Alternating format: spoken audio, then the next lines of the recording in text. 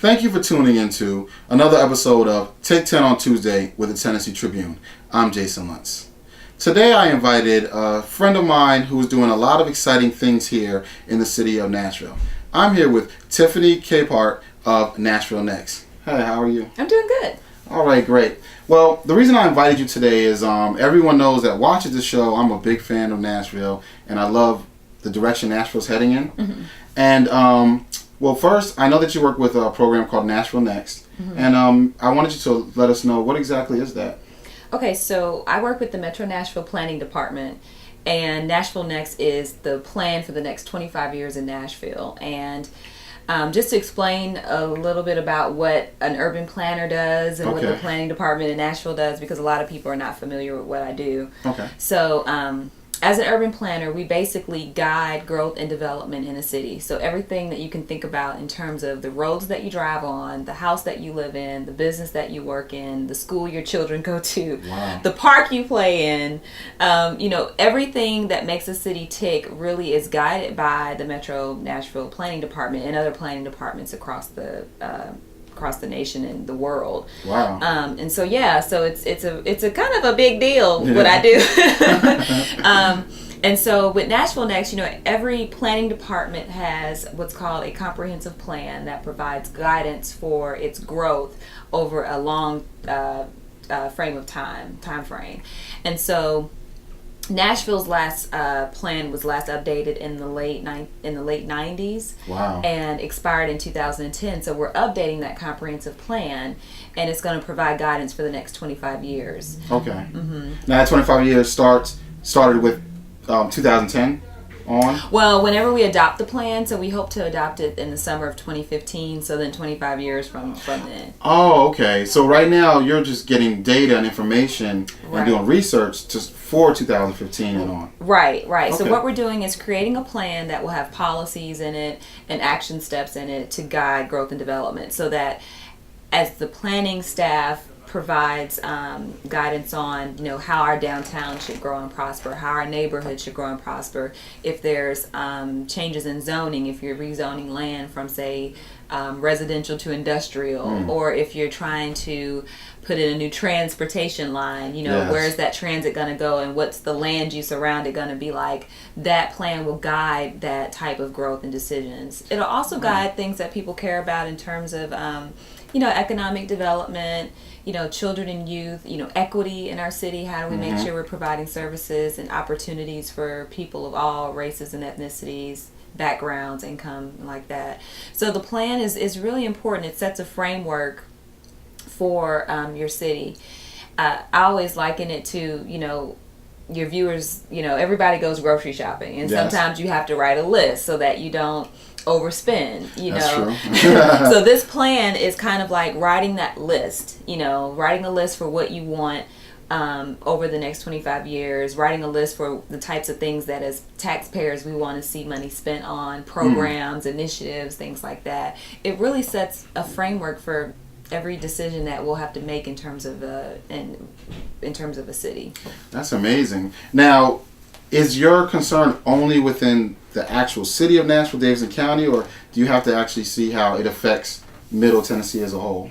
Well, when we're doing an analysis and we're talking about Nashville, we always think of it as a regional, plan, because, people work in Williamson County but live in Nashville, or vice versa, work in Williamson, or live in Williamson, work in Nashville. So we're a region, a 10-county region. 10-county region. The policies and zoning and everything, the jurisdiction that we have as a planning department and as a city is just Nashville-Davidson County. Okay. But when you start thinking about things like transportation, regional transportation, I live in Antioch, and, people traveling from Murfreesboro to Nashville, it'd be great to have a regional transportation system. Then you have to start really working with other counties and other county leadership to do those things. When you think about our environment, Percy Priest Lake spans across Nashville, Davidson County, Rutherford County. So our natural resources, they don't know any they don't have any boundaries. So we have to think about it regionally that way too. Wow. So you have to actually consider, because I was also thinking,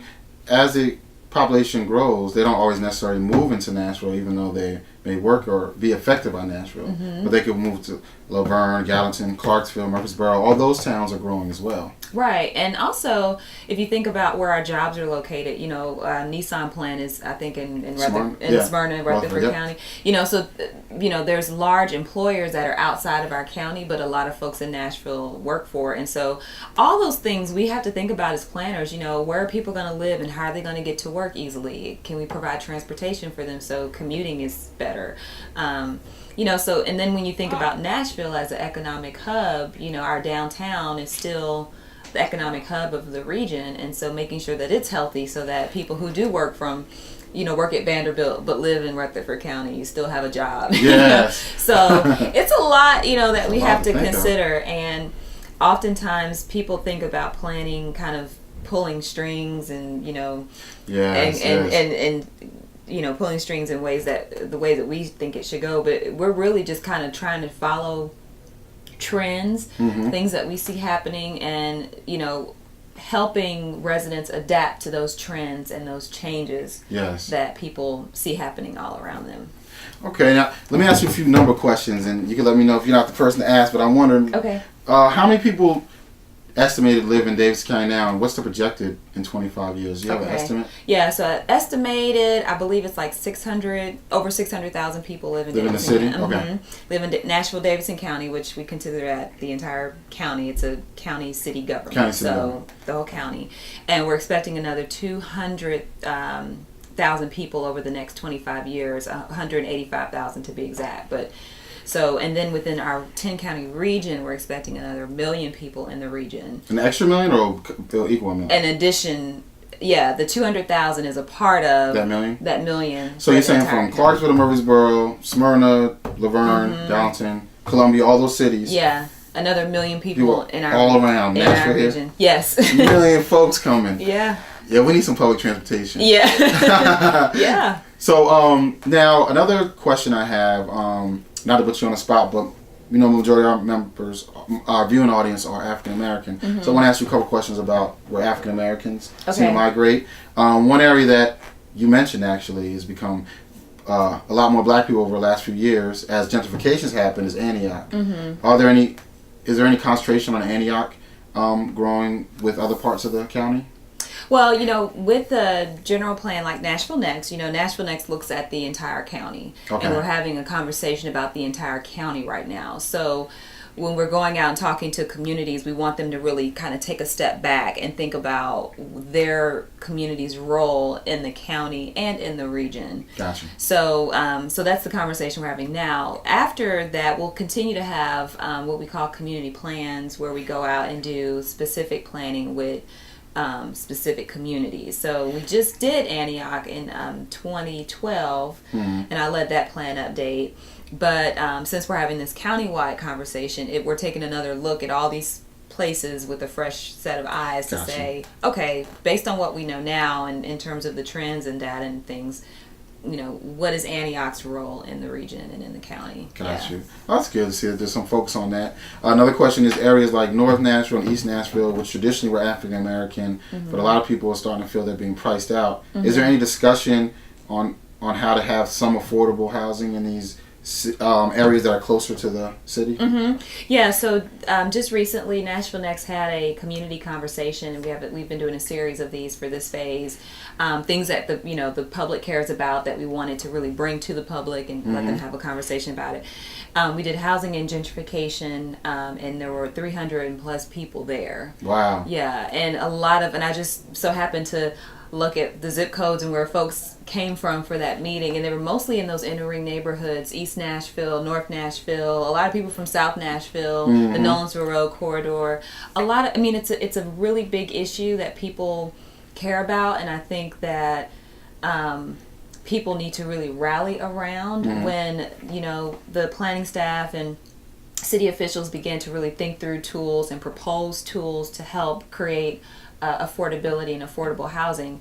And I want for your viewers to understand, because I know in the Black community we have a stigma of affordable housing means projects, yes. Section 8, you know. So I want to be real with the people watching that affordable housing means everything from your very low income subsidized public housing all the way to a $300,000 house. Yes. At the end of the day, housing has to be affordable for every resident in Nashville, no matter how much you make, because you can still make a nice amount of money, but be priced out, or be, you know, house poor, or however they say it. Yes. You know, if you spend over 30% of your income on your housing, that means that you are cost burden. Yep. So when we think about affordable housing, we start having that conversation, a broader conversation about that. People need to realize that we're not just talking about folks that live in low income housing. There's a place for that, but we're also talking about people that work at your at hospitals, our teachers, our firemen, our people like me. You know, I'm a city employee, and I still have to people that work in find public offices and public service need to be able to live comfortably as well. Exactly, and we've been having a lot of focus group conversations with our low-income populations, immigrant, refugee populations, and housing is the number one issue in front of transit, you know. Transit. So I just wanted to let people know that when we come to a community decision, or, bring it forward as a community, I hope that people embrace it and understand that we need it for everybody. And we don't need anyone's community to say, well, not my community, because everybody needs it in their community. They need some kind of affordable housing. That's great. Well, that's a lot of great information.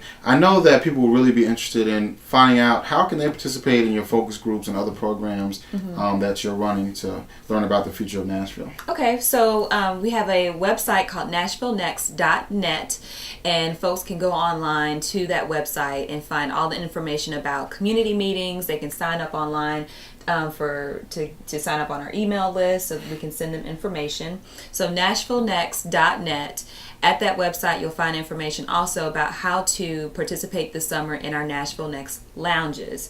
So just to explain a little bit about the lounges. Fun. Tell us about the lounges. So we call it a lounge, so people think you can come in and sit on a cushy couch. And we don't have any alcohol, so sorry about that. Kind of it still sounds good to me. I like it. Yeah, but the lounges, we're traveling all over the county. We're doing 25 lounges, and our goal was to really go to people's community so they could access the information easily. So we'll be doing 25 of those. I think we are on number 7, I believe. And so we'll be in a neighborhood. We'll be in your neighborhood sometime. Just go to that website, and the dates and locations are all there. But at those meetings, you can talk with the urban planner, really be able to digest all the information and take a survey, sit down in a casual way. And it's open house. They're typically from 5 until 7, so people can drop in on their way home from work. Great. And it only usually takes about 20 minutes to a half hour. It depends on how much time they want to spend there. But all right, great. That sounds great. I really appreciate it. So make sure that you check out the website and learn more about this great program. And I really appreciate you taking your time out of your schedule today. All right, thank you. Thank you. And once again, you've been tuning into Take 10 on Tuesday with the Tennessee Tribune. See you next time.